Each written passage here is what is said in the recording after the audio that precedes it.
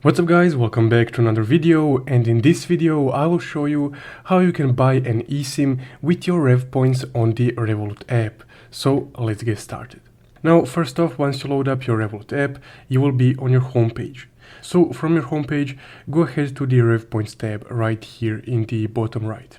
Once you're on the RevPoints tab to purchase an eSIM, you can just tap on the eSIM option right on the products menu.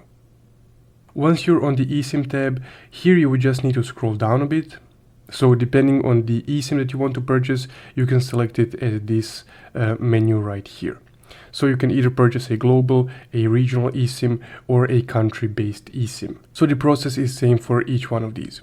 Now just scroll down a bit, and here on the bottom you can see how much RevPoints you can exchange for a discount for an eSIM. So at the moment I only have about 500 RevPoints, so that would allow me to shave off about €1.50 from this €4 eSIM plan. But if you have more RevPoints, you would be able to completely purchase an eSIM just using your RevPoints. So once you have enough RevPoints, you can just select whichever plan works for you, then just tap continue. And as you can see under the pay option right here, RevPoints are automatically applied.